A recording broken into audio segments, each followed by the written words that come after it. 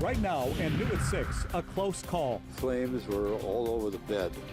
It was, you could just see the outline of the mattress. What one man says a good Samaritan did to keep his home from burning down. Plus, woman shot in home invasion. I called 911. I called 2 times. I called, help me, help me, help me. What a Washington man says happened moments before his wife was pistol whipped and shot by strangers.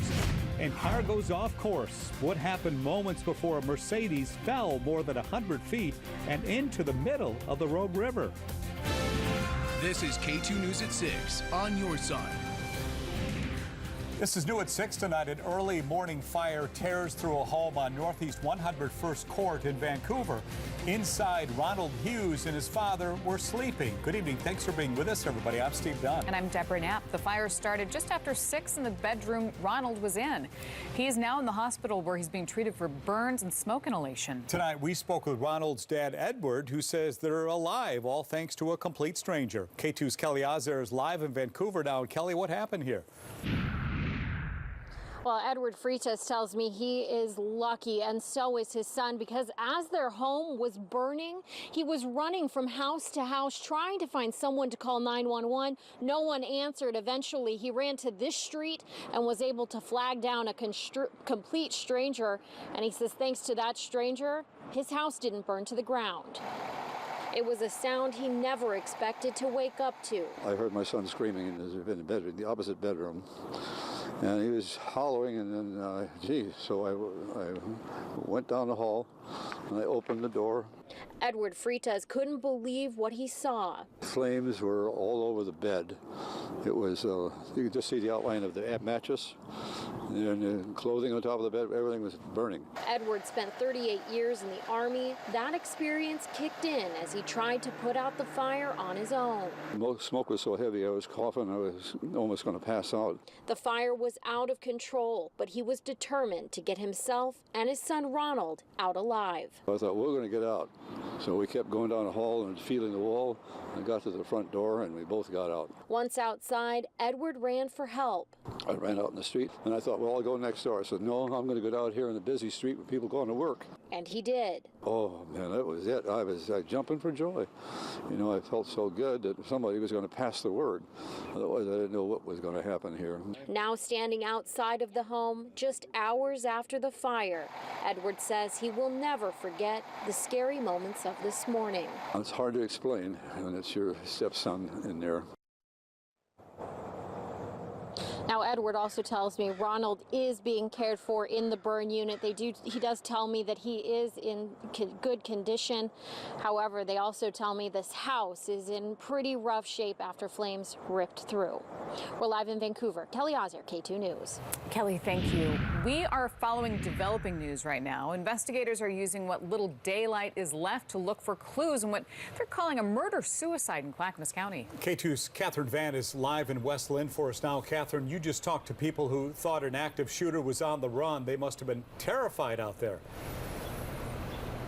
Yeah, absolutely. I spoke to a mom who was at the park with her daughter. Now, she and neighbors were told to run inside and to stay away from windows and doors. 2 hours later, deputies found 2 people dead outside a home here on Alderwood Drive. For several hours, deputies taped up Alderwood Drive while they investigated how 2 people got shot.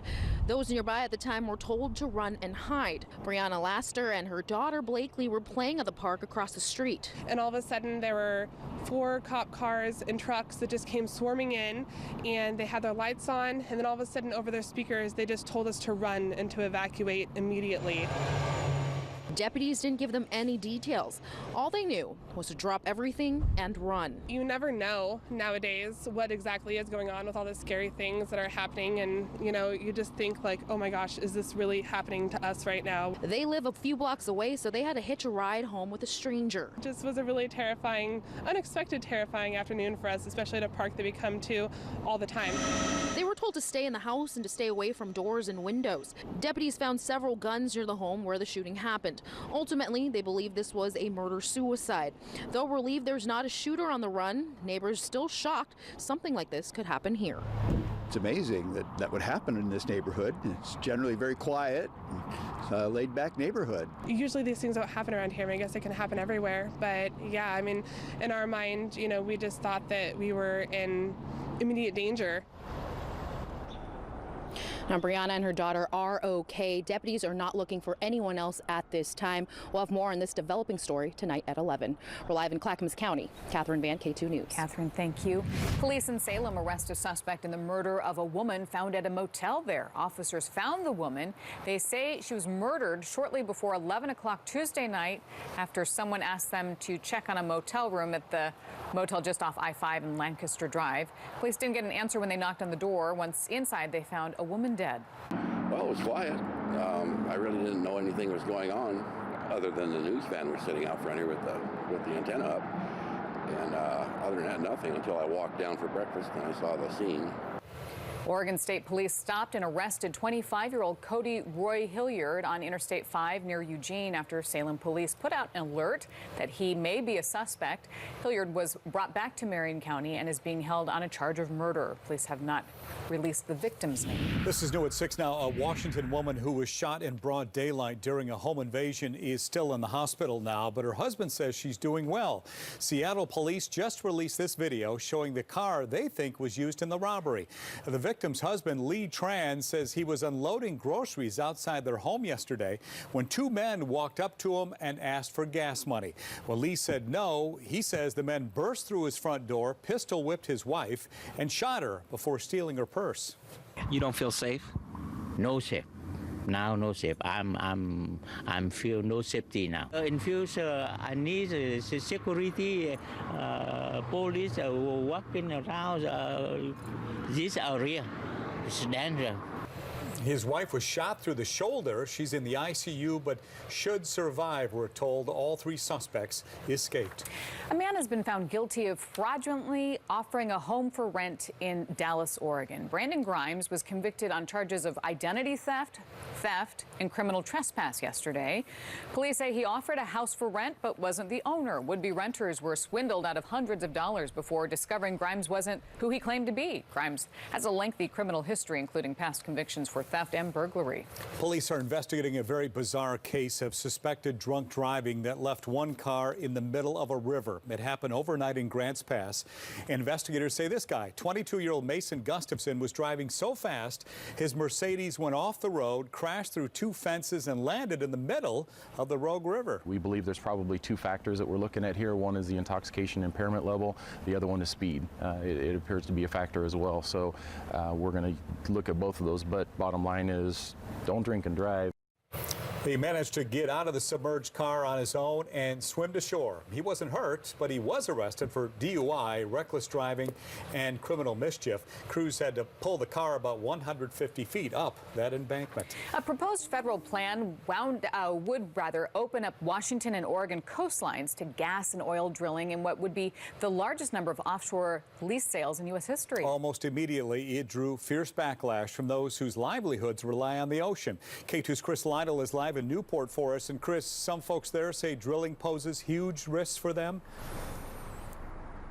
Well, Steve, Deb, they say a spill on the Oregon coast, on the Washington coast, small or large, would severely impact the ocean's water quality and hurt wildlife. It would also have negative impacts on the tourism industry and, yes, the fishing industry, the two largest economic engines on the Oregon coast.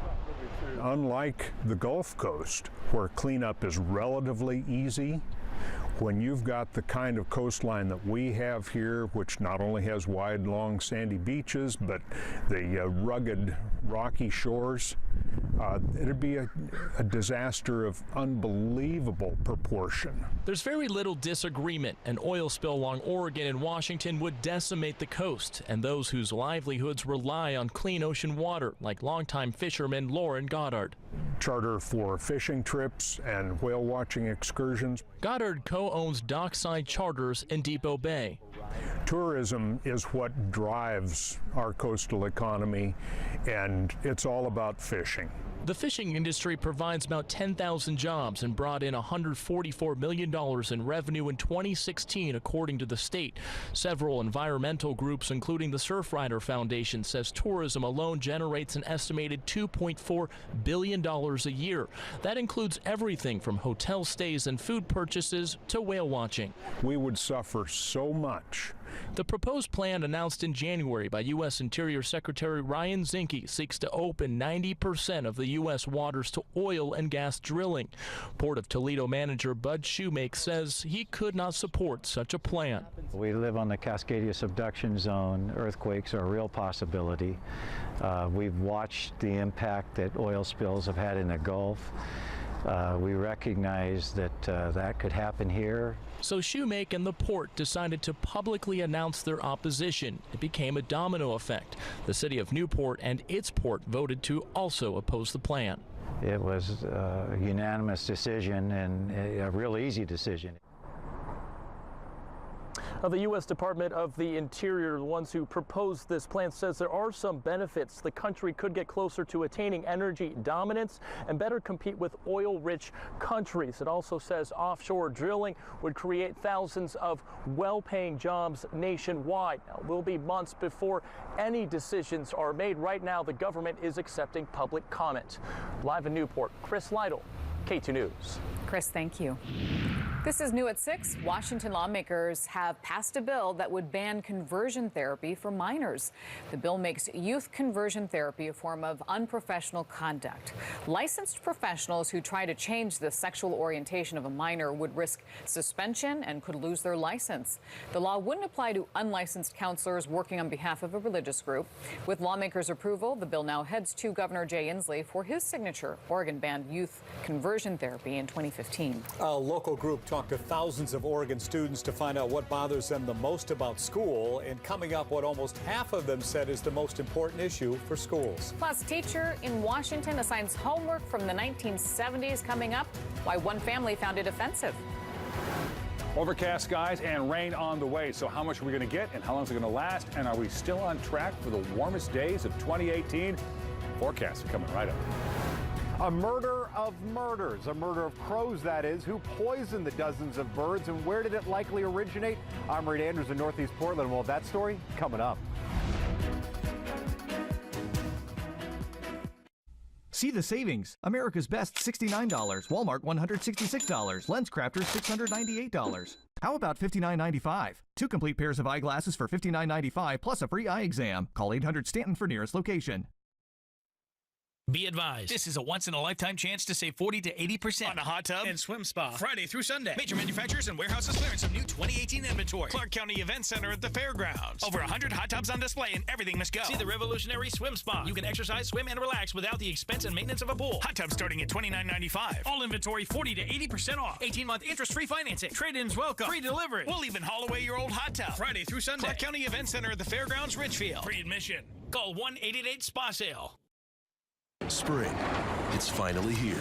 Bass are in the pads, trout are in the riffles, walleye are on the drop-offs, and you are right where you want to be. Here's to the season that takes you there. Cabela's Great Outdoor Days. Family events and amazing deals. Your one stop before the water. Come in for Doorbusters this Saturday. 5 hours only starting at 8 a.m. Get $30 off Daiwa Fuego reels. Save 30% on Cabela's Outfitter XL sleeping pads and bags. And get $150 off a Pit Boss 700S pellet grill with cover. Shop in-store and online. Switch from your big bank to Advantis Credit Union and join a local financial co-op that's got your back with free checking that pays you. With Fusion Checking, you'll earn an incredible 1.75% APY and pay no monthly fee, or choose free cash back checking and earn unlimited cash back on your purchases. That's unlimited cash back in-store and online. Switching to Advantis is easy. Join online or at any branch. Advantis Credit Union. With us, you can. Cutting corners has consequences. This Honda was repaired by a body shop that did it cheap and not to manufacturer's specs. The results? Fourth-degree burns, a lifetime of suffering, a $42 million judgment. This is just one example. There are millions more. It's your choice. Choose the insurance-preferred discount body shop or Leif's. We follow manufacturer standards. Leif's Auto Collision Centers, doing the right thing for over 27 years. See the savings. America's Best $69, Walmart $166, LensCrafters $698. How about $59.95? 2 complete pairs of eyeglasses for $59.95 plus a free eye exam. Call 800-STANTON for nearest location. New at 6, high school students in Oregon say access to mental health services is among their top concerns. OPB looked at numbers compiled by the group Oregon Student Voice. They found 40% of students listed mental health resources as the most important issue for schools. The group surveyed more than 2,200 students from 42 high schools. It asked about the quality of teachers, support services, school climate, and the ability to influence education policy. But only about half of the students felt they could easily access mental health resources through their school. Now to a story we have been following. Someone poisoned a murder of crows. That's the findings of a state study after the birds fell from the sky in northeast Portland. K2's Reed Andrews is live for us there. And Reed, the Audubon Society says it's likely someone poisoned the birds in that neighborhood. Well, that's right. The birds were found here in this neighborhood in various spots. One here, one there, maybe 1-2 blocks down the road or so. And the Audubon Society says that the poison that they ingested works quickly, so it's unlikely they were able to fly very far before they just fell right out of the sky. That's the Piedmont neighborhood in northeast Portland, which is pretty much the epicenter of where these birds were found dead. We have to warn you that the images of the birds having seizures right before they die is difficult to watch. It was the Oregon's Department of Fish and Wildlife that determined that the neurotoxin called Atrevol is what killed the crows. We don't know how many birds were killed. The Audubon Society says that it collected 27 of them were tested, and all of them appeared to have been healthy before they were poisoned. And there were people around the neighborhood, like Annette Jones, who disposed of her dead bird back in January, not thinking anything of it. Now they're baffled to realize that this was part of something much bigger. It's mind-boggling, really. Yeah. Why would someone want to hurt a crow? The Audubon Society says that this type of crow poisoning has happened before. A couple years ago, a similar event happened in downtown Portland near City Hall. In that case, in this case, I should say, there's a $1,000 reward for information on what led to an arrest and who poisoned the crows. Now, fortunately, there haven't been any reports of animals getting sick after eating or biting, licking into those dead or poisoned crows, and it really could work its way up the food chain as a result of the poison going from the dead crows into another animal, or even being touched by a young child or anything like that could get them sick, according to the Audubon Society. Now we're live in northeast Portland. Reed Andrews, K2 News. All right, Reed, thank you.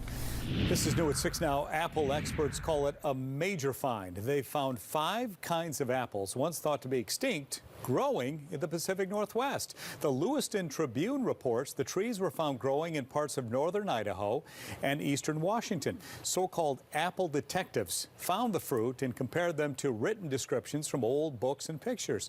There was once an estimated 17,000 named varieties of apples in the U.S., but that's down to about 4,000 today. Well, I love my apples. Yeah. I think that'd be a fun job to be an apple detective. You could probably sign up, Deb. I'm sure they'd love to take you. That title. Yeah. Dave joins us now. Rain is on the way. Rain is on the way. We already have that rain on the Oregon coast. We'll show you what's going on radar at this time now. Currently here in Portland, we're just overcast skies, but that rain is coming up the Willamette Valley.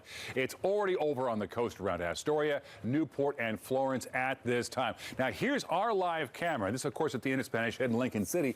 Currently, a few light showers there, but mainly cloudy skies here. You can see some showers, passing showers here, just down to the south of Lincoln City. 54 the current temperature, and winds are calm at this time. Here in the Portland area, overcast skies and 50 at this time. We're dry in the metro area, but that will be changing in the next few hours. As a matter of fact, between now and about 7 o'clock, so less than an hour, we can see the rain begin to push in, not just to the coast, but also into the central part of the Willamette Valley. That will continue overnight tonight. There we are at midnight. We have rain coming down.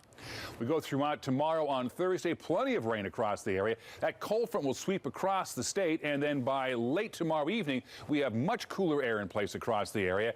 And I think snow levels by late on Thursday and going into Friday could be as low as 3,500 feet. Now, how much rain is on the way?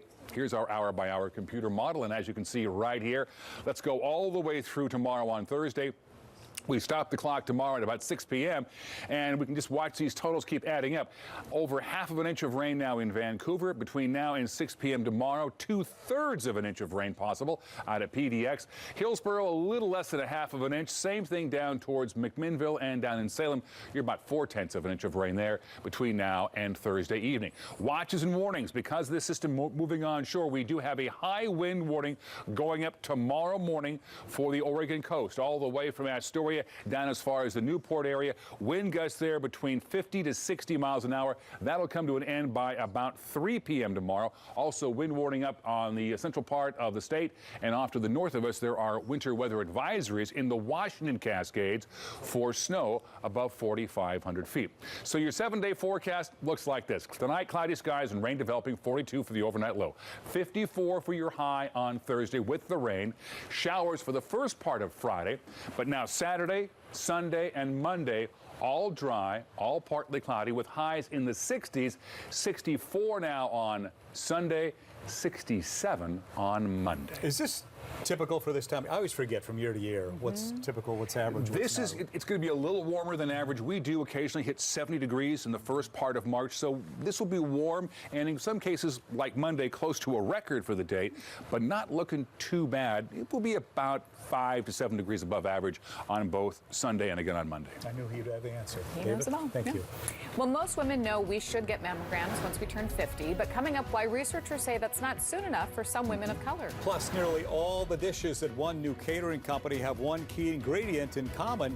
Coming up, where you can get marijuana on the menu.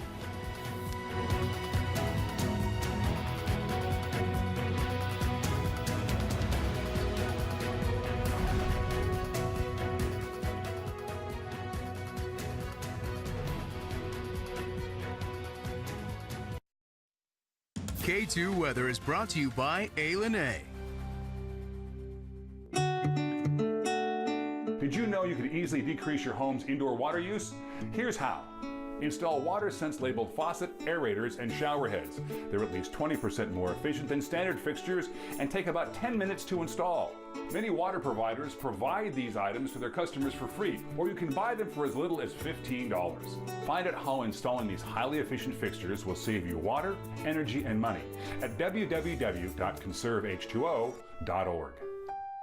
So I switched to CenturyLink Internet. It's great. My price is set for life. For life? For life. They can't do that. Yeah, no contract either. What, no contract? No contract. They wouldn't do that. No, they wouldn't do that. We did that. Guys, I'm telling you. Introducing CenturyLink Price for Life Internet. Get super fast speeds up to 1 gig and keep your rate as long as you keep your plan. Speed may not be available in your area. Switch now at CenturyLink.com. Take command of your lawn care needs with a Kubota Commander zero-turn mower and get commercial results for a residential price. Maneuver through landscapes with outstanding performance, comfort, and ease. You can have it all with the Commander Z100 series, available with 42, 48, or 54-inch mower decks. Now get special promotional pricing of $38.99 with 0 down and 0% financing for up to 36 months. Find a Kubota dealer near you at GoKubota.com. At least I can sit back and relax. He wants comfort, she wants style. Duo by Lazy Boy has both. Wow. Combining stylish design with the power to recline. Introducing Duo by Lazy Boy. Live life comfortably. Bill Shonley here for Granite Transformations. Give your kitchen or bathroom a full makeover for a fraction of the cost and time of a typical remodel. With new countertops, refaced cabinets, and professionally coordinated backsplash. Our quartz, granite, or recycled glass easily installs over your existing countertops, and it comes with a lifetime warranty. Call today for your free consultation. 503-567-1370. K2 is your #1 choice in the morning, bringing you news and information that won't waste your time, keeping you prepared, and getting you where you need to go faster with weather and traffic every 10 minutes. K2 News This Morning, the #1 way to start your day. This is brand new at 6 now. One Portland business is promising a different type of dinner party experience. K2's Reed Andrews shows us how a cannabis company called Little House hopes to cater to a different type of pot user. Chef Megan DeCave is always moving. Corn is popping on the stove. No Jiffy Pop in here. Do this the old-fashioned way. And once that's done, I'm coming in hot. there's pesto to perfect. In this kitchen, the food just doesn't go in the pot goes in the food. So fast forward to now, and I'm doing what I love, and it's legal.